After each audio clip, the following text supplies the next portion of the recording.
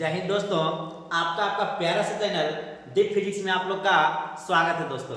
आज मैं आप लोग के सामने मॉडल पेपर का ऑब्जेक्टिव में आप लोग के सामने लेकर के आया हूँ, ठीक है ना। और आप लोग अच्छी तरीके से कीजिएगा, ठीक है ना। और इससे मॉडल पेपर करने से ही आपको पता चल जाता है कि आपको किस टाइप का क्वेश्चन वो आप में आने वाला है, ठीक है। और इससे ये भी होता है कैसे मॉडल पेपर के बहाना से कैसे कुछ ऑब्जेक्टिव आपका ही आप सब कर लेते हो। क्या मेरी बात में आ रहा है ना? चलो ठीक है। आप सब कैसे हैं? आप सब मस्त रहिए, बिंदास रहिए और अपना पढ़ाई करते रहिए, ठीक है दोस्तों। आज का मैं मॉडल पेपर का ऑब्जेक्टिव में स्टार्ट करता हूं। चलिए ठीक है। देखिए यहाँ पे क्या है, सबसे पहले मैं मॉडल पेपर में आपके सामने में लाता हूं, ठीक है।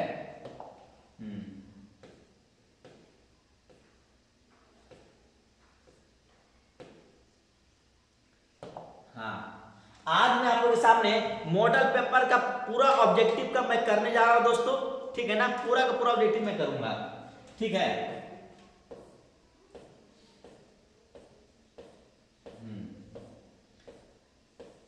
आ जाते हैं क्वेश्चन नंबर पहला में आ जाता हूं मैं। देखिए ये रहा दोस्तों मॉडल पेपर का पहला क्वेश्चन। ये हमारा क्या रहा, मॉडल पेपर का पहला क्वेश्चन। देखिए बनाना यहाँ पे क्या है, देखिए यहाँ पे पहला क्वेश्चन यहाँ पे ये कह रहा है, आपको समझने का प्रयास कीजिएगा, ठीक है। एकदम समझोगे थोड़ा सा और ज्यादा थोड़ा सा इंटरेस्टिंग आप लोग को लगेगा। देखिए यहाँ पे पहला क्वेश्चन कह रहा है भैया कि इलेक्ट्रॉन का विशिष्ट आवेश होता है, ठीक है। इलेक्ट्रॉन का विशिष्ट आवेश आपसे मांग रहा है, ठीक है ना। कह रहा है कि the specific charge of electron. Specific charge हमारा किसका दोस्तों, इलेक्ट्रॉन का मांगा है। तो किसी भी इलेक्ट्रॉन रहे, प्रोटॉन रहे, चाहे आपका कुछ भी रहे, अगर आपका स्पेसिफिक चार्ज मांगेगा चार्ज अपन मास कर देंगे। क्या आवेश बटे द्रव्यमान कर देंगे, आवेश बटा द्रव्यमान चार्ज अपन मास कर देंगे। तो देखो भैया अगर जैसी भी आपसे मांगेगा तो यहाँ पे क्या जाएगा, ठीक है, चार्ज अपॉन मास। मैं थोड़ा सा यहाँ पे मैं लिखता हूं, अगर आपसे विशिष्ट आवेश क्या मांगेगा, चार्ज, ठीक है, चार्ज अपॉन मास। तो देखो भैया आपसे मांगा किसके बारे में, किसके बारे में मांगा, इलेक्ट्रॉन के बारे में मांगा। तो इलेक्ट्रॉन में चार्ज कितना आता है, 1.6 × 10 के पावर -90 कूलम। अब बटे मास कितना था भैया, 9.109 newton to the power -31 KG. क्या मेरी बात में आ रहा है ना, ये आपका कूलम पर केजी, कूलम बटा केजी, ये आपका कैलकुलेशन आपको करना है दोस्तों। यदि आप कैलकुलेशन करो तो यहाँ पे देखिए क्या आता है, 1.6 बटे 9.109। अगर भैया ये आपका नीचे क्या दोस्तों माइनस है, ऊपर जाएगा क्या हो जाएगा, प्लस रहेगा। 10 के पावर कितना दोस्तों, -19 + 31 आपका हो जाएगा, ठीक है, कूलम पर केजी, ठीक है। इसमें यदि आप पूरा कैलकुलेशन करो दोस्तों, 31 में से 19 जाए कितना बचेगा, 11 9 12 बचेगा, ठीक है ना। और ये पूरा कैलकुलेशन करने के बाद हमारे दोस्तों ऑप्शन नंबर सी आपका मैच करेगा। लगभग ऑप्शन नंबर सी आपका ये आएगा। ये आप सब कैलकुलेशन खुद कर लीजिए, मैंने ये मेथड बता दिया आपका। ये कूलम बटे आपका मास होता है, कूलम पर केजी, ठीक है। आपका क्या दोस्तों, चार्ज अपॉन मास, वो हमको क्या स्पेसिफिक चार्ज मुझे बताता है। क्या मेरी बात आप लोगों को समझ में आ रही है ना? इसमें किसी बच्चे को दिक्कत नहीं होना चाहिए। चलिए ठीक है, ये आप लोग स्क्रीनशॉट करते चलिए, ठीक है ना। और आप सब क्या उसको बाद फिर अच्छी तरीके से एक बार खुद से एक बार बना लीजिएगा। चलिए मेरी बात समझ में आ गई। अब आते मैं नेक्स्ट क्वेश्चन में आता हूँ। हाँ, नेक्स्ट क्वेश्चन में देखिए यहाँ पे क्या है दोस्तों, नेक्स्ट क्वेश्चन आपसे कह रहा है इसमें नेक्स्ट क्वेश्चन कि विद्युत क्षेत्र में किसी द्विध्रुव को घुमाने पर किया गया कार्य। विद्युत द्विध्रुव को, ठीक है ना, इलेक्ट्रिक डायपोल को आप इलेक्ट्रिक फील्ड में क्या कर रहे हो, रोटेट कर रहे हो। इलेक्ट्रिक फील्ड में क्या कर रहे हो दोस्तों, रोटेट कर रहे हो। उसमें हमारा कार्य का मान, वहां पे वर्क डन का मान आपसे मांग रहा है। तो देखिए यहाँ पे क्या है, आपका क्या दोस्तों, ये हमारा क्या इलेक्ट्रिक फील्ड है, एकदम समझने का प्रयास करिए। यहाँ पे क्या इलेक्ट्रिक फील्ड है, और आपको पता है डायपोल हमारा 2 चार्ज से बनता है, आपका -q से, दूसरा हमारे क्या +q रहता है। अब दोनों का बीच का डिस्टेंस हमारा कितना दोस्तों, हमारा 12 है। कह रहा है कि आपका किसी विद्युत क्षेत्र में किसी द्विध्रुव को घुमाने पर किया गया कार्य का मान क्या होगा। तो आपको ध्यान देगा, the work done in rotating A dipole, dipole को रोटेट कर रहा है किसमें, इलेक्ट्रिक फील्ड में। क्या कर रहा है दोस्तों, डायपोल को रोटेट किया जा रहा है, एंगल मान को थीटा से क्या कर रहा है, रोटेट किया जा रहा है। इसमें जो आपका वर्क डन का फॉर्मूला था दोस्तों, इसको याद रखिएगा, q × e × 1 - cos थीटा, ठीक है, q × 1 - cos थीटा। लेकिन यहाँ पे क्या दोस्तों, क्या कभी कभी टाइपिंग में थोड़ा सा प्रॉब्लम होता है, बिहार को थोड़ा सा यहाँ पे पगला गया है, ठीक है। जो मॉडल पेपर निकाला थोड़ा सा यहाँ पे एम नहीं होगा, बल्कि यहाँ पे क्या होगा, q आपका हो जाएगा, ठीक है। q × 1 - cos option number B is right. अगर आप किसी डायपोल को दोस्तों यदि आप इलेक्ट्रिक फील्ड में रखा हुआ, अगर आप वहां पे थीटा एंगल से यदि आप रोटेट करते हो, वहां पे जो आपको वर्क डन का मान आपका आएगा q × 1 - cos थीटा। क्या मेरी बात आपको समझ में आ रही है ना? समझना चाहिए। चलिए ठीक, ये आपका क्वेश्चन नंबर सेकंड तक आपका ये हो गया है। चलिए अब मैं आता हूं क्वेश्चन नंबर तीसरा में मैं आता हूं। क्वेश्चन नंबर तीसरा में देखिए यहाँ पे क्या कह रहा है। कह रहा है किसी माध्यम का आपेक्षिक, ठीक है ना, किसी माध्यम का आपेक्षिक प्राधान्यता, किसी माध्यम का आपेक्षिक प्रभावता पीआर आपका होता है, ठीक है ना। The relative permittivity of any medium, किसी भी मीडियम का दोस्तों आपसे रिलेटिव परमिटिविटी मांग रहा है दोस्तों, तो हमारा ईआर का मान आपका दो जगह एप्सिलॉन बटे एप्सिलॉन नॉट आपका हो जाएगा दोस्तों, ठीक है ना। एप्सिलॉन नॉट बटे एप्सिलॉन नॉट हो जाएगा दोस्तों। ऑप्शन नंबर सी यहाँ पे दोस्तों आपसे ये मिल जाएगा। क्या मेरी बात आपको समझ में आ रही है? ये क्वेश्चन बिहार बोर्ड लगभग 2 या 3 बार आपसे पूछ चुका है, ठीक है। तो ये आपको पता होगा एप्सिलॉन बटे एप्सिलॉन क्या था, रिलेटिव परमिटिविटी बता दे किसी मीडियम के रिस्पेक्ट में। क्या मेरी बात समझ में आ रही है? चलिए ठीक है, अब मैं आता हूं नेक्स्ट क्वेश्चन में, ठीक है। हाँ, आप देखिए नेक्स्ट क्वेश्चन यहाँ पे क्या कह रहा है, ठीक है। नेक्स्ट क्वेश्चन कह रहा है दोस्तों संधारित्र मतलब कैपेसिटर, ठीक है ना, कैपेसिटर की बात कर रहा है यहाँ पे। कह रहा है संधारित्रों को समांतर समायोजन में जो राशि प्रत्येक संधारित्र के लिए समान रहती है, कौन सा समायोजन भैया, कौन सा समायोजन है? समांतर समायोजन। जैसे आपका पैरेलल कॉम्बिनेशन हो गया दोस्तों, मतलब वहां पे आपका दिमाग खट्टा जा रहा है कि हमारा पोटेंशियल डिफरेंस क्या होता है? Same same same. Potential difference क्या होता है? आपका सेम होता है। क्या मेरी बात आपको समझ में आ रही है ना? मतलब आपका विभवांतर का मान हमेशा क्या उसका हमारा सेम रहता है, तो वही यहाँ पे कह रहा है कि आपका समान रहता है, ठीक है। The quantity which is same है क्या for each condenser in parallel combination of condenser, ठीक है ना।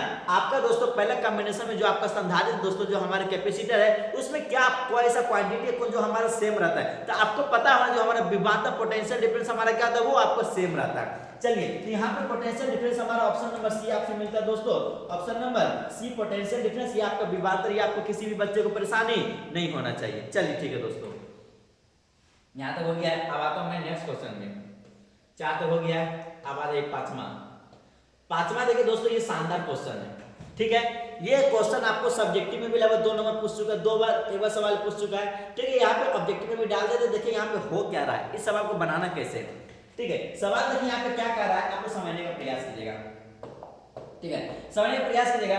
एक तार का प्रतिरोध हमारा कितना आर है दोस्तों, को आपका वायर है दोस्तों जिसका प्रतिरोध हमारा रेजिस्टेंस का मान कितना दिया हुआ है, आर दिया हुआ है। कोई आपका रेजिस्टेंस, कोई आपका वायर है, ठीक है, उसका प्रतिरोध का मान आर दिया हुआ है। इसे खींचना मतलब क्या होता है, इसको लंबा कर देना, मतलब खींचे हुए ना कि कोई आपको वायर के खींचो देखिए वो पतला होगा, ठीक है ना। खींचकर व्यास को क्या आधा कर दिया जाता है, तो तार का प्रतिरोध हमारा क्या होगा दोस्तों, ठीक है। कोई आपका दोस्तों हमारा वायर है दोस्तों, उसको क्या कर रहा है, उसका जो क्या दोस्तों खींच के लंबा कर दे रहे हैं, उसको खींच के क्या कर रहे हैं, लंबा कर रहे हैं। आप जैसी लंबाई कर रहे हैं वहां पे डायमीटर में क्या था, आधा चेंजिंग होता है। डायमीटर में क्या दोस्तों आपका आधा चेंजिंग होता है, तो क्या आपका रेजिस्टेंस का मान कितना होगा। क्या मेरी बात समझने का प्रयास करें, क्वेश्चन आपको क्या कह रहा है। अब मैं आता हूँ, देखिए दोस्तों यहाँ पे इसको बनाना कैसे है, इसके लिए मैं थोड़ा सा मैं आता हूँ, थोड़ा सा समझने का प्रयास कीजिए यहाँ पे क्या कह रहा है, ठीक है। देखो क्वेश्चन यहाँ पे क्या कर रहा है, आपको समझने का प्रयास कीजिएगा। कोई आपका वायर है दोस्तों, को आपका यहाँ पे क्या है, वायर है, को आपका यहाँ पे क्या है दोस्तों, हमारे क्या है, वायर है। और वायर है, इसका लंबाई को मैंने कितना माना दोस्तों, एल माना, और इसका डायमीटर कितना दोस्तों हमारा डी है। तो डायमीटर डी है तो रेडियस बराबर कितना हो जाएगा, डी बटे 2 आपका हो जाएगा। अब यहाँ पे क्या रेडियस बराबर कितना, डी बटे 2 आपका हो जाएगा। अब इसको क्या कर रहा है दोस्तों, इसको खींच के लंबा कर दिया जा रहा है, और इतना लंबा कर दिया जाता है इसका जो डायमीटर उसका क्या आधा आपका हो जाता है। पहले डायमीटर कितना दोस्तों, डी है, तो बाद में डायमीटर कितना हो रहा है, डी बाई 2 आपका हो रहा है। तो बाद में जो हमारा बनेगा दोस्तों हमारा वायर, इसको पतला सा बनेगा, ये हमारा क्या रहेगा, लंबा आपका रहेगा, लंबाई है। इसका जो डायमीटर हुआ दोस्तों, इसका जो डायमीटर आपका हुआ कितना, डी बाई 2 हो गया। तो इसका अगर आप रेडियस निकालोगे तो रेडियस हमारा कितना होता है, जो भी डायमीटर उसका आधा कर देंगे, तो डी बाई 2 कितना दोस्तों हमारा डी बाई 4 आपका हो जाएगा। क्या इसका आपका रेडियस निकल गया।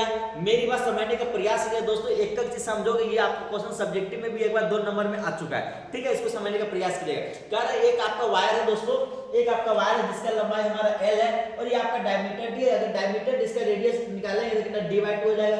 आप कह रहे हैं इसको खींच के लंबा कर दिया जा रहा है, ये आपका मतलब सेकंड स्टेप में इसको क्या कर रहा है, खींच के लंबा कर, जब जैसे खींच के लंबा कर आपका पतला हो जाएगा, पतला तो डायमीटर आपका डी बाई 2 आपका हो गया।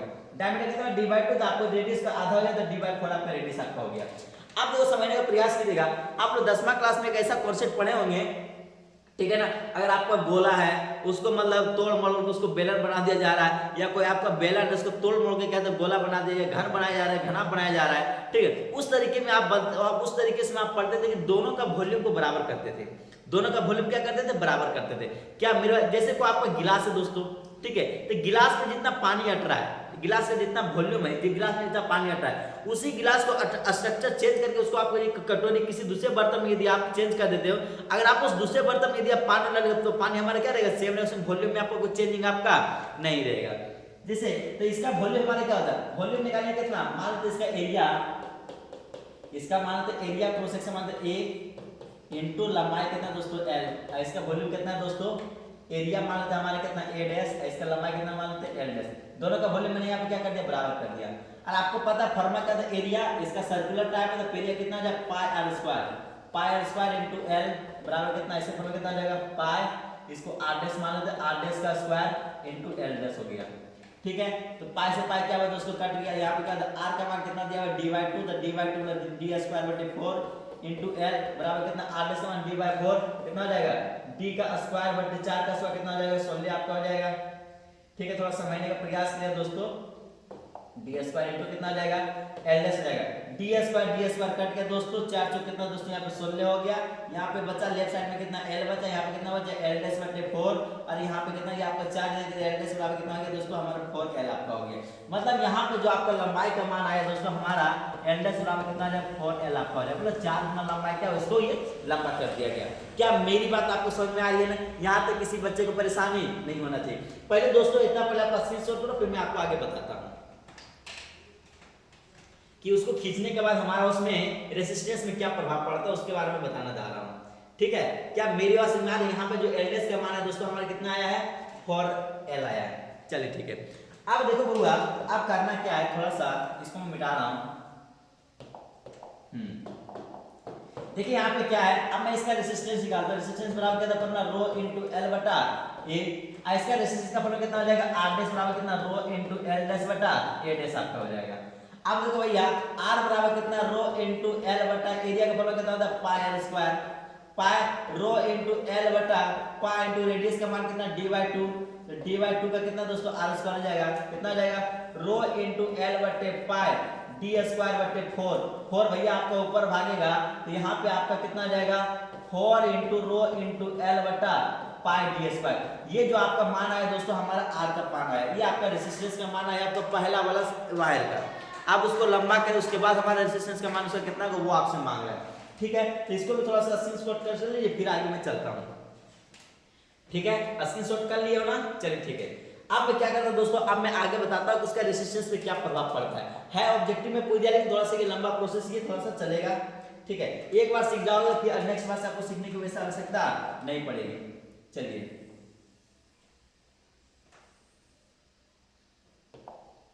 हाँ, यहाँ पर रेजिस्टेंस का मान जो आपका आया है 4 इंटू रो इंटू एल बटे पाई डी स्क्वायर।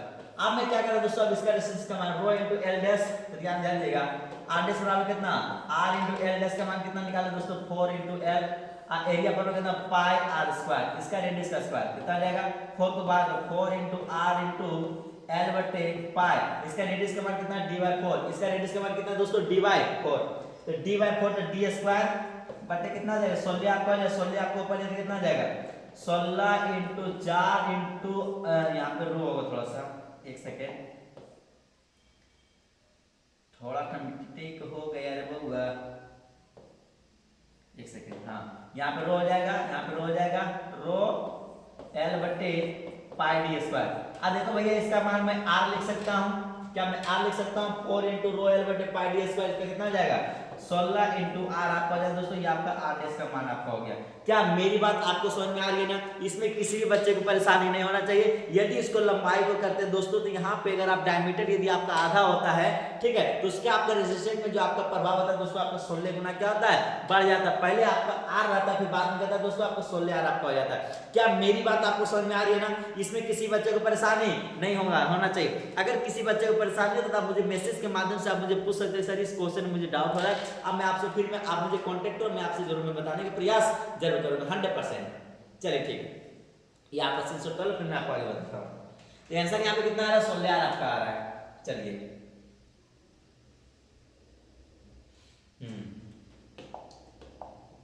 हाँ, अब मैं आता हूँ वहां पे क्वेश्चन में, देखिए क्या होता है दोस्तों। अब मैं उस क्वेश्चन पे मैं आ रहा हूँ, देखिए उस क्वेश्चन पे आइएगा तो देखिए आंसर क्या आ जाएगा, 16 आ जाएगा। ऑप्शन नंबर यहाँ पे क्या है दोस्तों, ऑप्शन नंबर यहाँ पे क्या है दोस्तों, यहाँ पे ऑप्शन नंबर डी आपको हो जाएगा।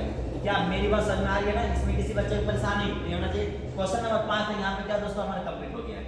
अब आइए क्वेश्चन नंबर 6 में। यस, क्वेश्चन नंबर 6 में देखिए यहाँ पे क्या, थोड़ा सा आपको समझने का प्रयास कीजिएगा। 6 में कह रहा वायु में रखे गोलीय चालक की धारिता समानुपाती होती है। तो आपको पता है दोस्तों, the capacitance of a spherical conductor placed in air. आप किसी स्फेरिकल कंडक्टर को दोस्तों यदि आप हवा में रख दो तो वहां पे आपका जो कैपेसिटेंस आपका था दोस्तों, जो हमारा धारिता आपका था वो हमारे किस पे डिपेंड करता है, किसके समानुपाती होता है। तो देखो भैया, आपको एक चीज पता होना चाहिए, आपको एक चीज पता हो जाए, कोई भी अगर आपका स्फेरिकल कंडक्टर, तो यदि इसका रेडियस यदि हमारा r है, इसका कैपेसिटेंस का फॉर्मूला हमारा क्या था, 4 pi epsilon naught into r होता है। 4 pi epsilon naught into r होता है। तो देखिए किसके समानुपाती है दोस्तों, हमारा रेडियस के समानुपाती है। किसके, त्रिज्या के समानुपाती है, the radius of sphere, option number B right. इसमें किसी बच्चे को परेशानी नहीं होनी चाहिए। इसमें कैपेसिटेंस का जो फार्मूला आपका था दोस्तों, आपका स्फेरिकल कैपेसिटर का 4 pi epsilon naught into r, 4 pi epsilon naught into r आपका होता है। और r क्या होता है, ये क्या होता है, समानुपाती होता है किसका, कैपेसिटेंस का। क्या मेरी बात समझ आ रही है, इसमें किसी बच्चे को परेशानी नहीं होना चाहिए। चलिए अब आता हूं मैं नेक्स्ट क्वेश्चन में, बड़ा मजे से पढ़ना है। हाँ, अब देखिए क्वेश्चन नंबर 7 में देखिए यहाँ पे क्या कह रहा है, कह रहा है यदि समरूप विद्युत क्षेत्र x अक्ष की दिशा में हो तो, अगर कोई आपका विद्युत क्षेत्र दोस्तों, यदि हमारा इलेक्ट्रिक फील्ड है दोस्तों, हमारा किस डायरेक्शन में, x डायरेक्शन में, किस डायरेक्शन में दोस्तों, x डायरेक्शन में इलेक्ट्रिक फील्ड, तो वहां पे कह रहा है कि सम विभव होगा, मतलब आपका इक्विपोटेंशियल सरफेस हमारा किस तरीके से आपका बनेगा। तो देखो समझने का प्रयास कीजिएगा।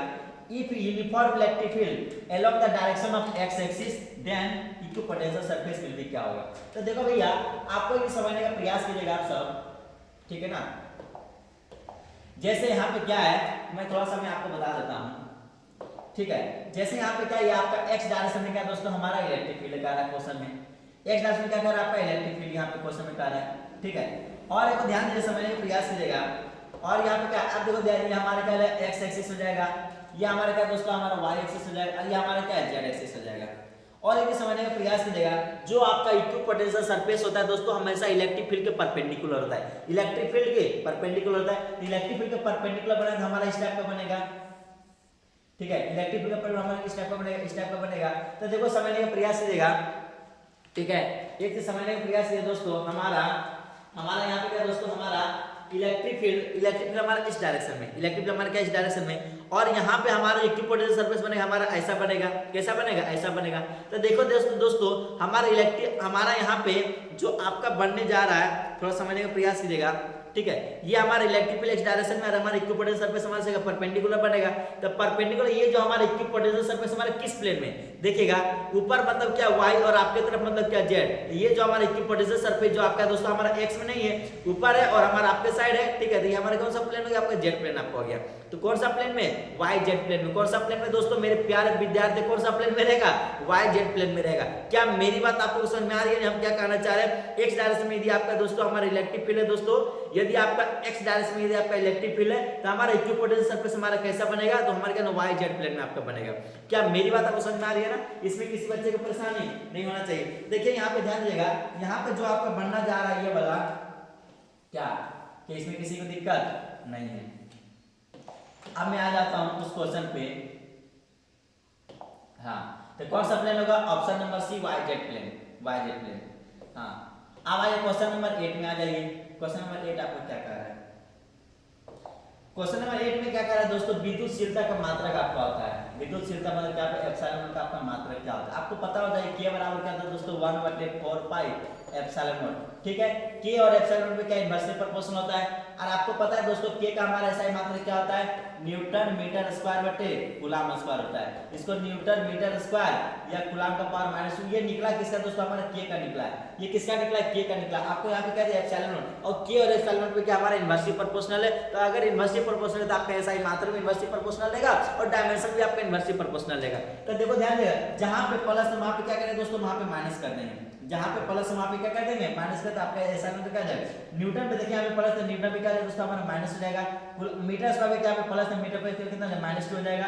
कूलम का पावर -2, कूलम का पावर कितना दोस्तों हमारा 2 हो जाएगा। ये हमारा क्या दोस्तों, हमारा ये हमारा एप्सिलॉन नॉट का दोस्तों हमारे क्या निकले, ऐसा ही मात्रा निकली। तो देखिए हमारा ऑप्शन नंबर किसी मिल रहा है, कूलम्ब स्क्वायर न्यूटन का power -1 metre minus. Option number A आपका इज राइट आंसर। क्या मेरी बात आप लोग समझ में आ रही है? इसमें किसी बच्चे को परेशानी नहीं होना चाहिए। चलिए क्वेश्चन नंबर 8 तक आपका ये कंप्लीट हो गया है।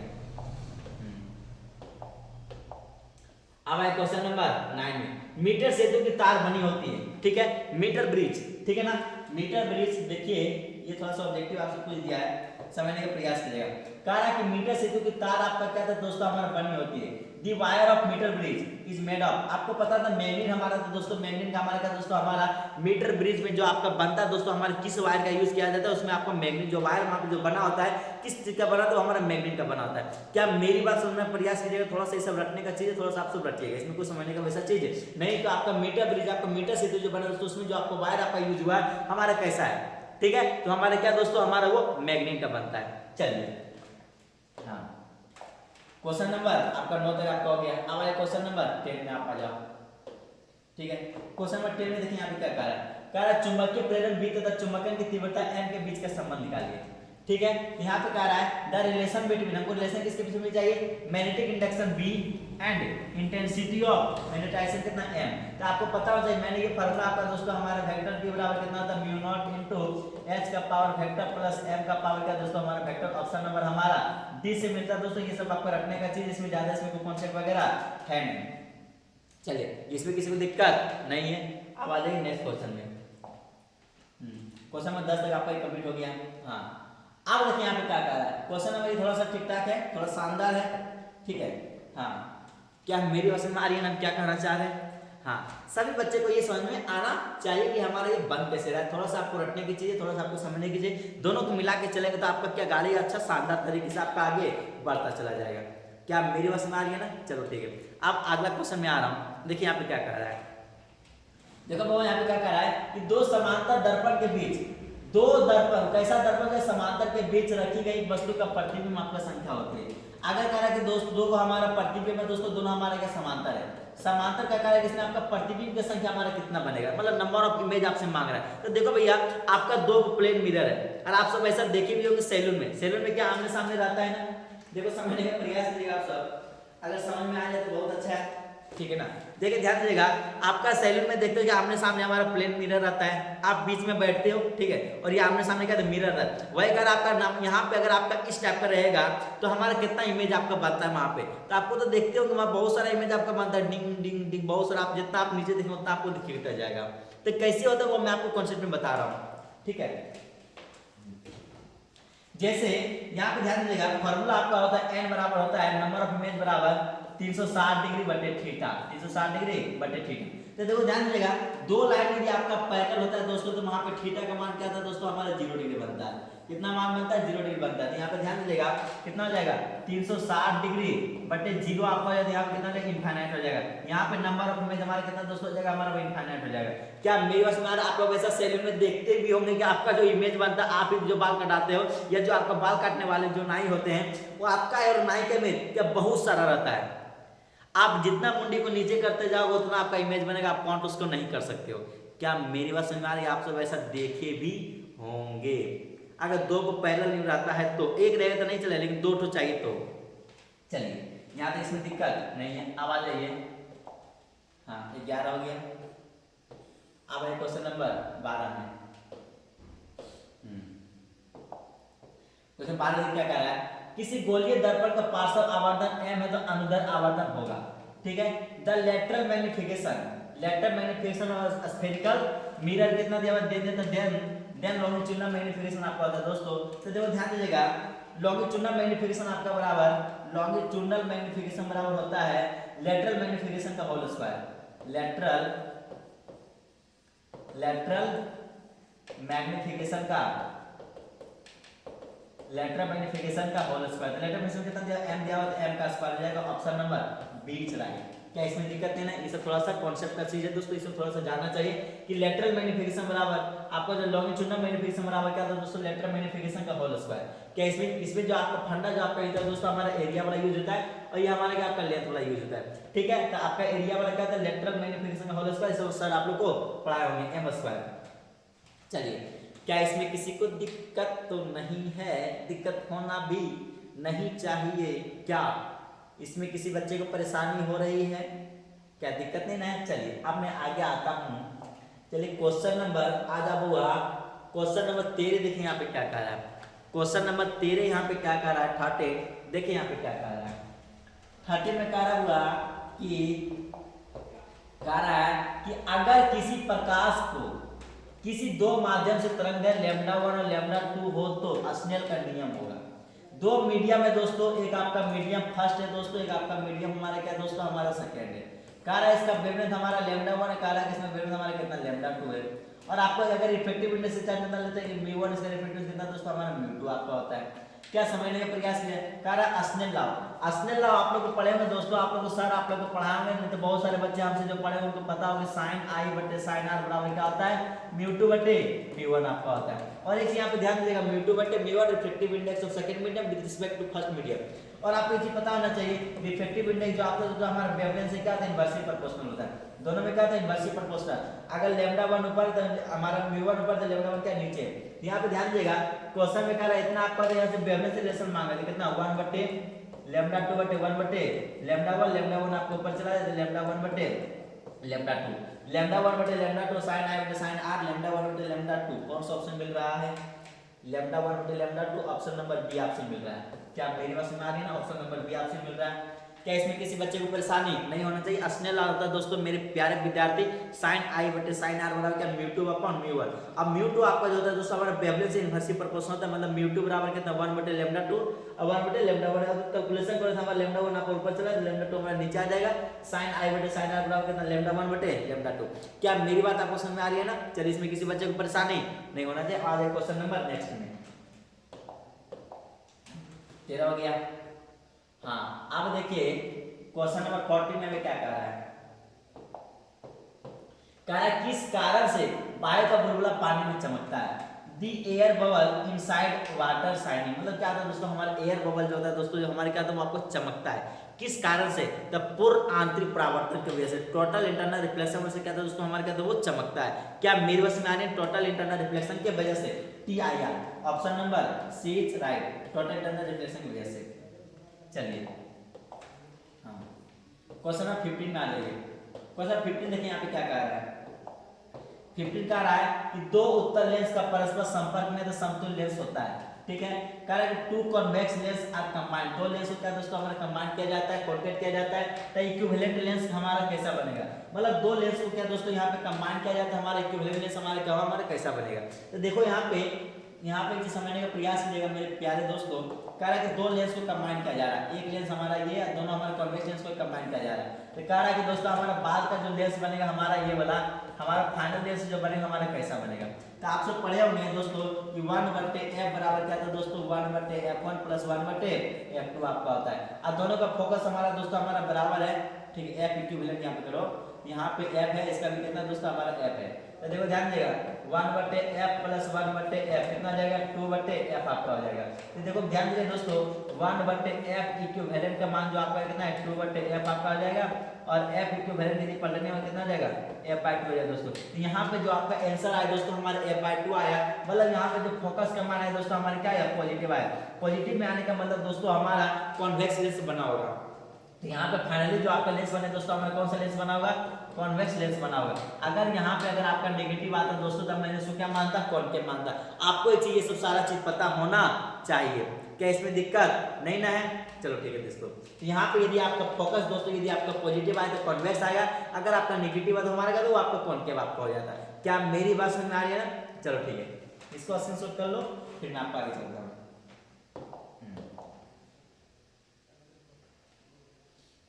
यहाँ पे convex lens option number B is right. हाँ चलिए, ये सब क्वेश्चन ज्यादा टाइम पास करने की आवश्यकता नहीं है। कह रहा है ना कि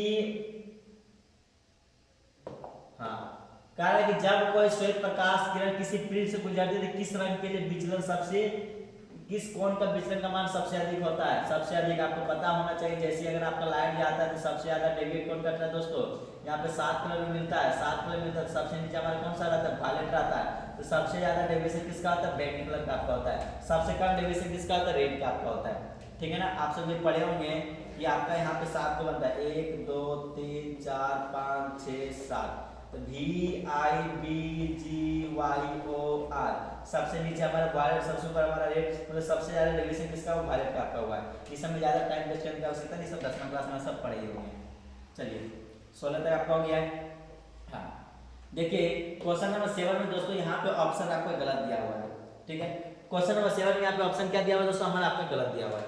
देखो कह रहा है ना कि आर त्रिज्या वाले गोलीय संधारित्र की धारिता होती है। मैंने आपको बताया आर त्रिज्या वाले गोलीय संधारित्र की जो धारिता आपका होती है, अगर रेडियस यदि आपका आर है तो कैपेसिटेंस बन गया 4 pi epsilon naught into r आपका होता है। ऐसा ऑप्शन किसी से मिलता ही नहीं है। चलिए इसमें दिक्कत नहीं आना चाहिए। हाँ अब आइए नेक्स्ट क्वेश्चन में, क्वेश्चन नंबर 17 तक हो गया है। हाँ आप देखो ध्यान दीजिएगा, कारण हुआ इसमें क्वेश्चन नंबर 18 में आ जाइए। क्वेश्चन नंबर 18 में क्या कह रहा है, कह रहा है कि विद्युत द्विध्रुव के कारण अक्षीय तथा निरक्षीय, ठीक है, अक्षीय तथा निरक्षीय, यहाँ पे दोनों कह रहा है। सबसे पहले कह रहा है अक्षीय, फिर कह रहा है निरक्षीय, पहले अक्षीय फिर निरक्षीय, ठीक है ना। स्थिति में विद्युत क्षेत्र की तीव्रता, ठीक है, का अनुपात आपसे मांग यहाँ पे रेशियो मांग रहा है। क्या मांग रहा है, रेशियो मांग रहा है। कि कह रहा है कि the ratio of electric field intensity, the ratio of electric field intensity due to electric dipole in axial position and equatorial position. Axial position मतलब दोस्तों अक्षीय रेखा, इक्वेटोरियल पोजीशन मतलब निरक्षीय रेखा, ये दोनों का रेशियो मांग रहा है। आपसे पढ़े में होगा ये हमारा था एक्सियल लाइन है, ये हमारा क्या था इक्वेटोरियल लाइन, ये हमारा क्या था एक्सियल लाइन, ये हमारा इक्वेटोरियल लाइन। और यहाँ पे देखो यहाँ पे क्या था माइनस क्यू रखते, यहाँ पे क्या था प्लस क्यू रखते। और यहाँ पे हमारा इलेक्ट्रिक फील्ड का मान जो आपका आता है कितना आता है 2kp/r³, 2kp/r³। और यहाँ पे हमारा क्या था दोस्तों kp/r³। तो दोनों का रेशियो निकालने से कितना जाएगा 2kp/r³ बटे kp/r³। तो देखो kp/r³ कितना जाएगा 2:1 कितना 2:1। Option number B is right. चलिए इसको उतारिए।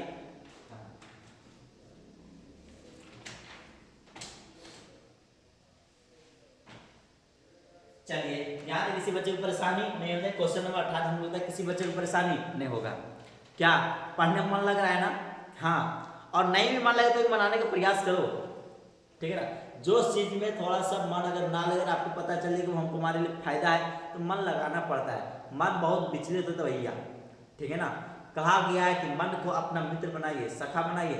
अगर आपका मन यदि आपका मित्र बन गया, ठीक है, तो मान सकते हो कि आपको आगे आने से कोई रोक नहीं सकता है। क्योंकि यदि मन कहोगे तो सोएगा, मन कहोगे तो खाओगे, मन करेगा तो किसी से बतियाओगे, मन करेगा तो कहीं पर घूमने के लिए चले जाओ। सब कुछ हमारा जो खेला जो चलता है वो हमारा मन पे चलता है। क्या मेरे पास मान है? तो ठीक है, तो आप अपने आप को मन को अपने कंट्रोल में करने का प्रयास कीजिए। यदि मन यदि आपके कंट्रोल में आ गया, मन यदि जो कहे यदि आप उसको बोले, अगर लग रहा है कि वो सही तो सही कर दीजिए।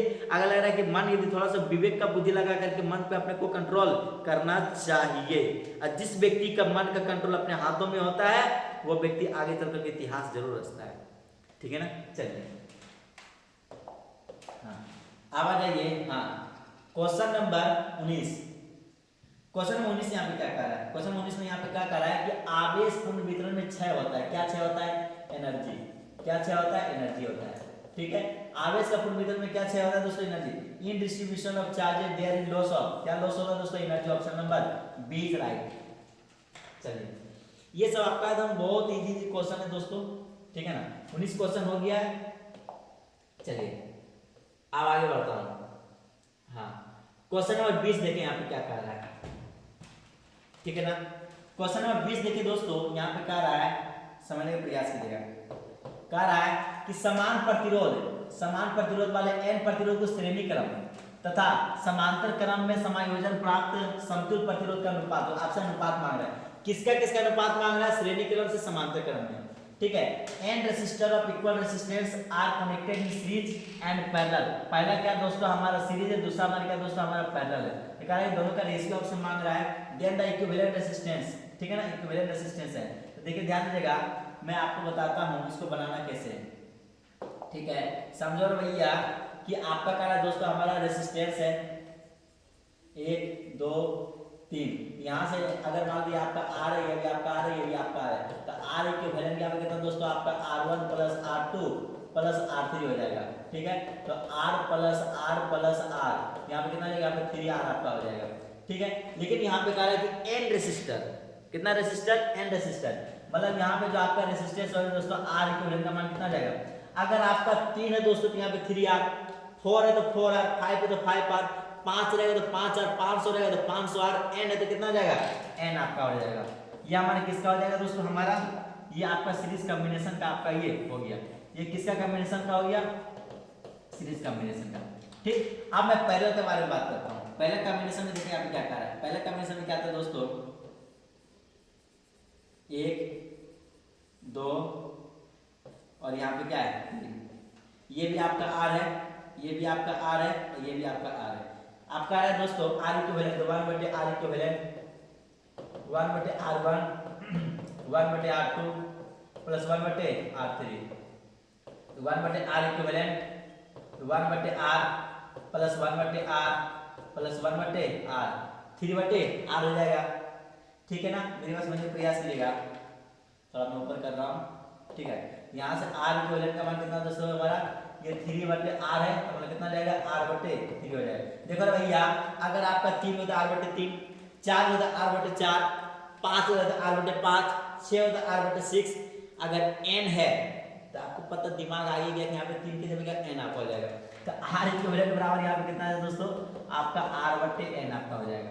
यह हमारा कौन सा निकला है, हमारा पैरेलल कॉम्बिनेशन का निकला है।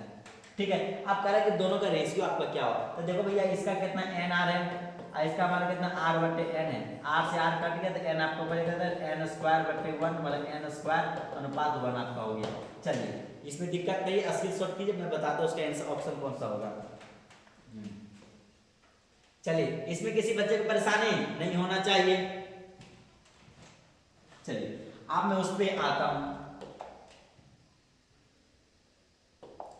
n², यहाँ पे 1 तो इसमें नहीं दिया है, ठीक है, तो यहाँ पे क्या आ जाएगा, n²/1, option number B is right. चलिए, अब आइए अगला क्वेश्चन में। हाँ, क्वेश्चन नंबर 21 समझने का प्रयास कीजिएगा। इसमें कह रहा भैया कि जब एक विद्युत द्विध्रुव को बंद सतह से घिरा हुआ है, कोई आपका बंद सतह है दोस्तों, आपका क्लोज लूप है, ठीक है ना, कह रहा है कि आपका कोई बंद सतह है और यहाँ पे कह रहा है इसमें विद्युत -q और +q को इसमें प्लेस कर दिया गया।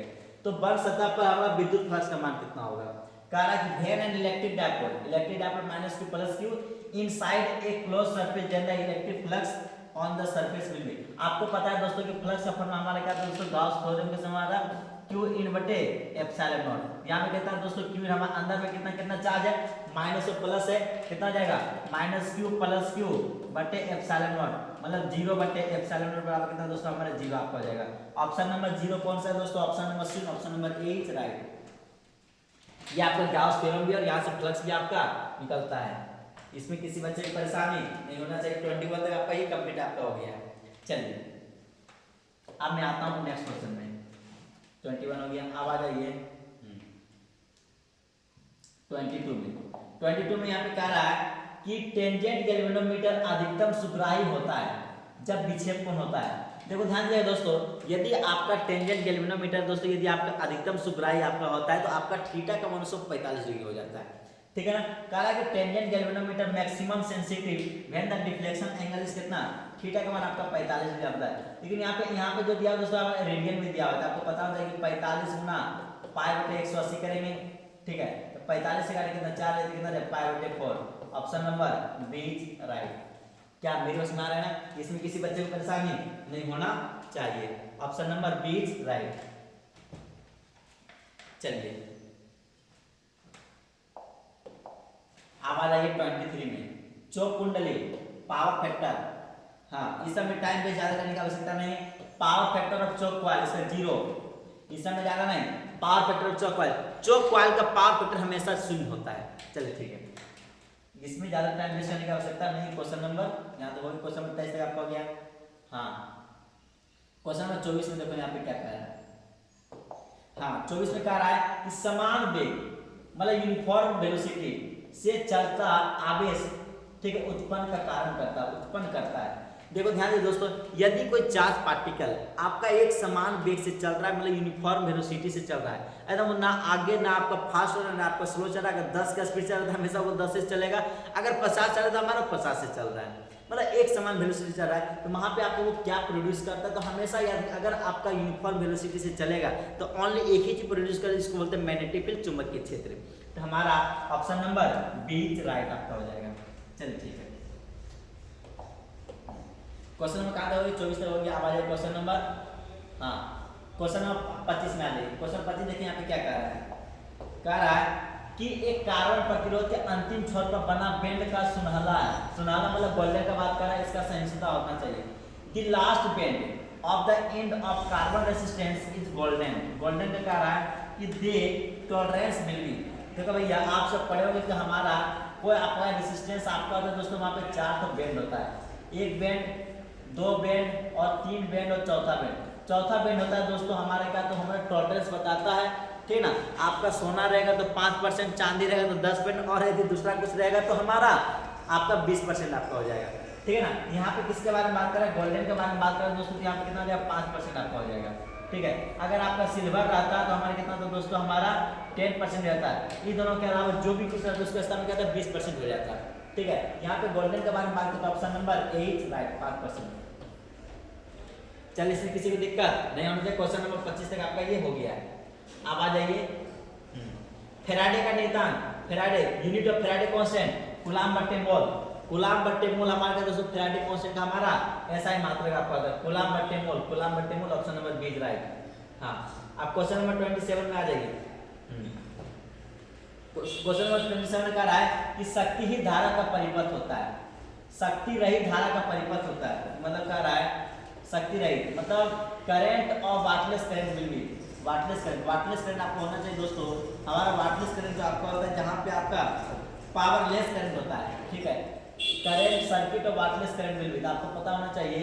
यह हमारा प्योर इंडक्टिव में भी होता है, प्योर कैपेसिटिव में होता है। यहाँ पे 2 आपका आंसर क्या सही रहेगा, कभी कभी पकड़ा जाता है बिहार बोर्ड, ठीक है, आपका दोनों दो को ऑप्शन सही रह सकता है। तो यहाँ पे प्योर इंडक्टिव भी होगा, प्योर हमारा क्या दोस्तों, हमारा इसमें इंडक्टिव भी होगा, प्योर हमारा कैपेसिटिव में भी हमारा क्या था दोस्तों, हमारा दोनों में आपका क्या रहेगा दोस्तों, हमारा ये आपका वहां पे आपका जो रहेगा करंट दोस्तों हमारे का वाटलेस करंट आपका रहेगा।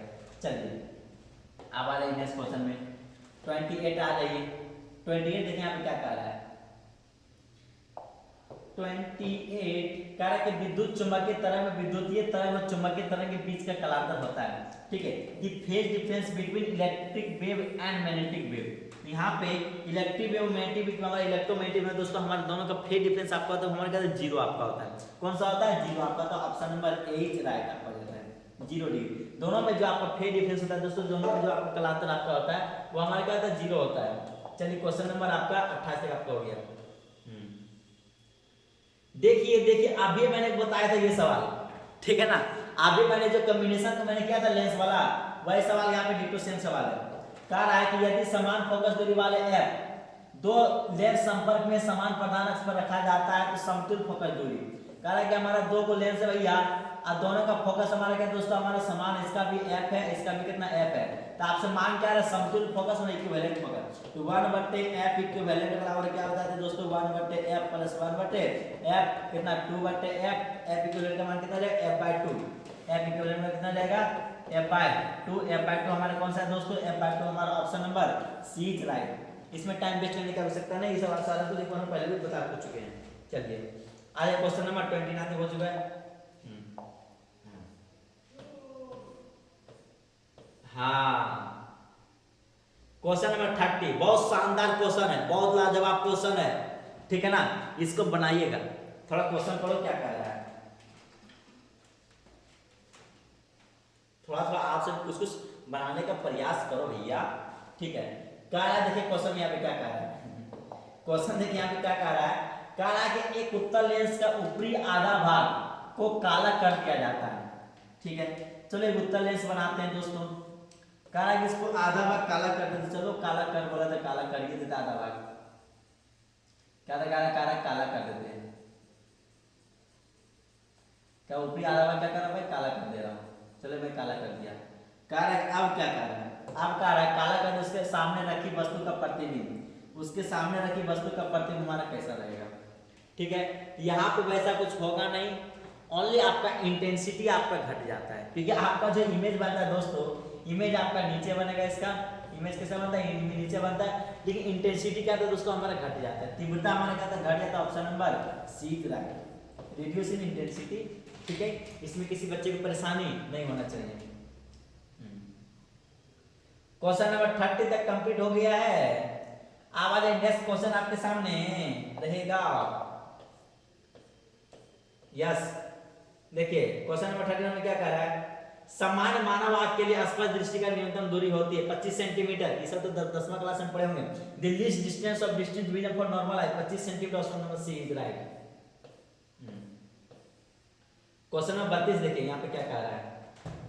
32 थोड़ा सा अच्छा क्वेश्चन है, ठीक है, ये मॉडर्न फिजिक्स क्वेश्चन थोड़ा सा ठीक ठाक क्वेश्चन है। देखिए यहाँ पे कह रहा है इसमें कि उत्सर्जित फोटो इलेक्ट्रॉन का ऊर्जा निर्भर करती है। हमारा उत्सर्जित फोटो इलेक्ट्रॉन हमारा ऊर्जा निर्भर करती है, किस पे डिपेंड करती है, the energy of emitted photo electron depends upon. ठीक है, energy of emitted photo electron depends upon, किस पे हमारा डिपेंड करता है। तो देखो भैया आइंस्टीन ने इक्वेशन दिया था, इस इक्वेशन दिए थे, काइनेटिक एनर्जी बराबर क्या था दोस्तों हमारा E-5। ठीक है, आई का फलन क्या होता है SC/λ माइनस क्या जाएगा SC/λ0। ठीक है, यहाँ पे देखिए दोस्तों हमारे दोनों, एक आपका वेवलेंथ ऑफ लाइट पर भी डिपेंड करता है, वर्क फंक्शन ऑफ मैटर पर भी डिपेंड करता है। तो ऑप्शन नंबर ए और सी हमारा आपका दोनों आपका हो जाएगा। क्या इसमें दिक्कत नहीं होना चाहिए। और इसी के साथ आपका 32 क्वेश्चन आपका पूरा आपका हो गया है। हमारे अल्फा कण है। अल्फा कण दोस्तों, अल्फा पार्टिकल हमारा हीलियम आइटम को बोलते हैं। अल्फा कण हमारा तो हमारा हीलियम आइटम होता है। कौन सा होता है, हीलियम।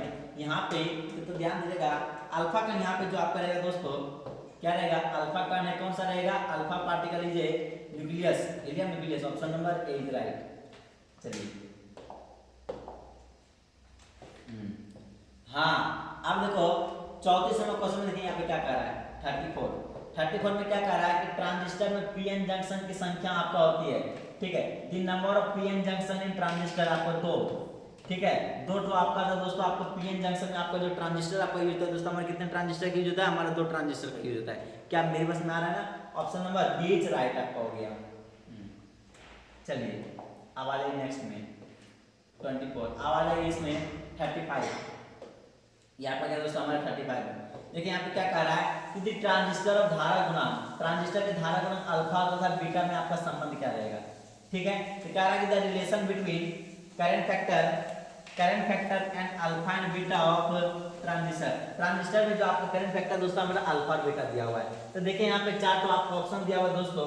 तो देखिए दोस्तों यहाँ पे आपको थोड़ा सा एक चीज में बताता हूँ, फॉर्मूला होता है क्या रियल में, क्या बीटा बराबर होता है अल्फा बटे 1 माइनस अल्फा। ठीक है ना, बीटा बराबर क्या होता है अल्फा बटे 1 माइनस अल्फा। लेकिन ऐसा कुछ इसमें वैसा दिया हुआ है, तो देखिए वहां पे क्या दिया हुआ है। ठीक है, तो देखिए इसको कैलकुलेशन करके इसको इधर भेज दे, कितना जाएगा, beta minus alpha into beta बराबर कितना दोस्तों आपका अल्फा हो जाएगा।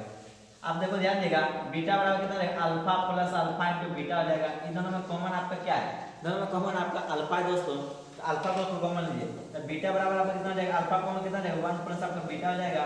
ठीक है, अल्फा बराबर कितना जाएगा दोस्तों हमारा बीटा बटे 1 प्लस बीटा। क्या मेरी समझ में आ रही है ना, अल्फा बटे बीटा बटे बीटा। ऑप्शन नंबर 8 राइट आपका हो गया। और इसी के साथ आपका मॉडल पेपर का 35 क्वेश्चन क्या दोस्तों हमारा पूरा कंप्लीट आपका हो गया है। और आपका जो 35 क्वेश्चन जो भी है वो हमारा पहले वीडियो में आपका अपलोड हो चुका है। ठीक है ना, ये क्या हुआ था, मैंने एक बार अपलोड किया भी था यूट्यूब में ऑनलाइन, मैंने बच्चे को मैंने पढ़ाया था, लेकिन क्या हुआ था ना, क्वालिटी के खराब होने की वजह से मतलब थोड़ा सा प्रॉब्लम आ गई थी, क्वालिटी अच्छी तरीके से बच्चे के पास नहीं पहुंच पाया था। तो क्या इसमें हमको लगता है आपको बेहतर से बेहतर आपको क्वालिटी है, आपको मतलब उतना बेहतर नहीं मिलता पर जितना मिलेगा उतना आपका से काम चल जाएगा। वो आपका जो एक वीडियो जो अपलोड किया हुआ है दोस्तों हमारे 36 से 70 आपका अपलोड किया हुआ है। तो ये हमारा 1 से 35 हो गया, 36 से 70 आपका पहले अपलोड है। टोटल आपका 70 ऑब्जेक्टिव आपका कंप्लीट। जिस तरीके से मैंने दोस्तों मैंने आपको इतना देरी मैंने मेहनत किया, उस तरीके से दोस्तों आपका भी 70 ऑब्जेक्टिव आपको पूरी तरीके से कंप्लीट आपका होना ही चाहिए। तो चाहिए, क्या मेरे बस में आ रहा है ना, इसमें किसी भी दिक्कत नहीं होना चाहिए। चलिए ठीक है दोस्तों, फिर मिलते हैं नेक्स्ट एपिसोड में सब्जेक्टिव के साथ। जय हिंद।